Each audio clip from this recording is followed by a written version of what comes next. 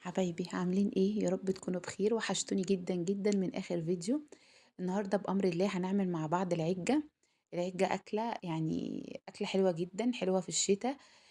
تنفع في الفطار، تنفع في الغدا، تنفع في العشاء. طبعا بنلاقيها في مطاعم الفول، الفلافل، في ناس بتفطر بيها، في ناس بتتعشى بيها. مكوناتها سهله جدا وبسيطه واقتصاديه، متوفره في كل بيت. معايا 5 بيضات. معايا قرنين فلفل كده، ايه، واحد سبايسي وواحد رومي. معايا خضرة، شبت، بقدونس، كزبرة. معايا طماطم مقطعاه مكعبات. معايا بصل مقطعاه ناعم او بشراه. معايا 5 فصوص من الثوم. اول حاجه بقى، حطي طاسه او صينيه على النار. حطيت فيها شويه زيت، وبعد كده ايه، اول ما الزيت سخن معايا نزلت فيها بالبصل. هبتدي ان انا طبعا اغلف البصل بالزيت زي ما احنا شايفين، واقلب البصل. انا مش عايزه البصل ياخد لون معايا، لا، انا عايزاه بس ايه، يعني اول ما البصل ينكمش كده او يدبل كده بالشكل القمر ده كده، هبتدي ان انا انزل بالثوم بتاعي، 5 6 فصوص من الثوم كده مفرومين. هنزل كده على البصل بالثوم بالشكل القمر ده. هقلب طبعا كده البصل مع الثوم. عايزه اقولك انا لسه ما عملتش اي حاجه، لسه ما ضفتش اي حاجه، وريحه البصل مع الثوم كان تحفه بجد. بجد العجه دي حلوه قوي، مفيده. فيها خضروات، فيها بصل، فيها بروتين اللي هو البيض. حلوه بجد وجميله، وفي ناس كتير بتحبها. يعني في ناس بتحب الاكلات دي عن الرز، المكرونه، اللحمه، الفراخ.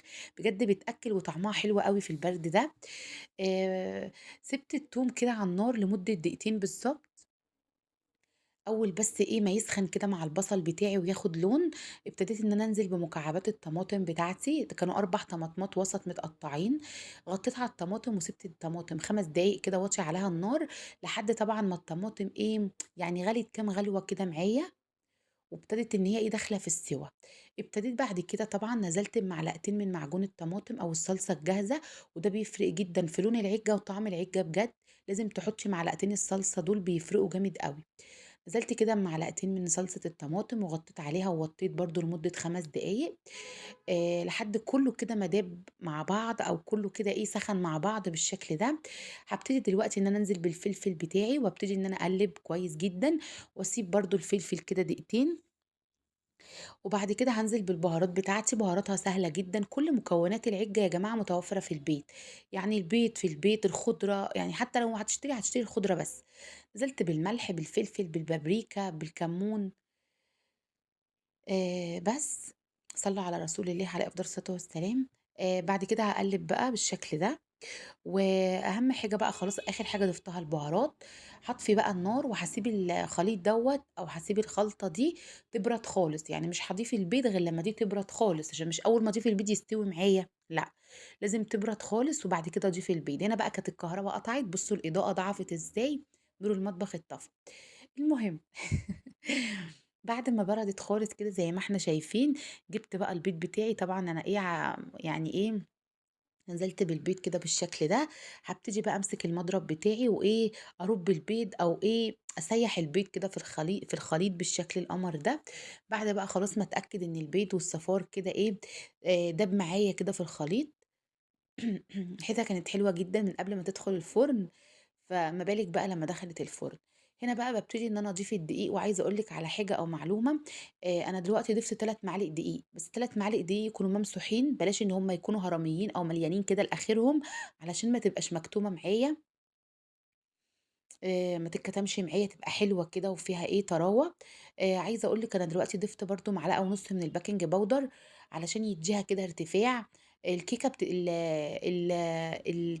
ال اسمها إيه، العِجّة بتتعامل معاملة الكيكة، سواء في خابزها أو في إيه، عايزة يبقى فيها طراوة كده.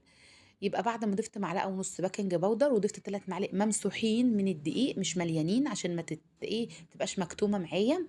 هابتدي أنزل بالخضرة بتاعتي، وطبعًا أنا مكتّرة خضرة. يعني حاطة إيه، حزمة بقدونس، حزمة كزبرة، حزمة شبت.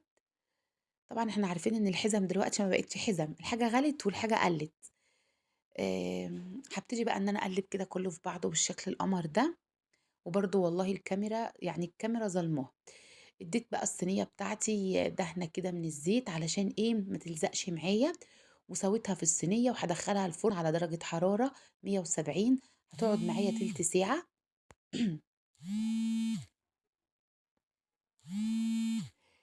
تِلت ساعة بس بالشكل القمر ده، وبعد كده ولّعت لها الشواية دقيقتين وهنشوفوها مع بعض. بُصّي بقى شكلها كده بعد ما طلعت، بسم الله ما شاء الله تبارك الله، الكاميرا ظالماها جدًا. لمّا أقرّب لكم دلوقتي الطبق أو لمّا أقطع قطعة وأقرّب الطبق هنشوفها مع بعض. عايزة أقول لِك إن طعمها في منتهى الجمال. شكلها دلوقتي لمّا تشوفيها طالعة إن هي إيه، القطعة بقطعتها وهي سخنة ملهلبة، يعني بُصّي هتلاقي البخار دلوقتي طالع من القطعة كده، ما صبرتش عليها إن هي تبرد. العِجّة برضه من الأكلات اللي هي لمّا بتبرد بيبقى طعمها حلو أوي. يعني لمّا بتتركن أو يتبقى حتّة لتاني يوم أو يتبقى حتّة مثلًا لآخر النهار أو كده، بيبقى طعمها حلو أوي. وهي أصلًا عند الراجل برّه في المطعم مش بيدّيها لِك سخنة، بيدّيها لِك كده. طالعة القطعة بقطعتها، ما لزقتش منّي خالص، حلوة أوي، طعمها حلو، لونها جميل، لون الخضرة مع الطماطم، ريحة التوم مع البصل فيها حلوة أوي.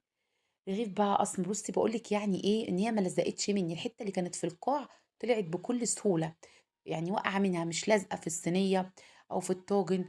أي صينية بقى ألمونيوم، بايركس، تيفال، أي حاجة. طالعة القطعة بقطعتها زي الفل إزاي، طعمها حلو أوي. أنا باحب على فكرة آكلها بالمعلقة، باعاملها معاملة المكرونة.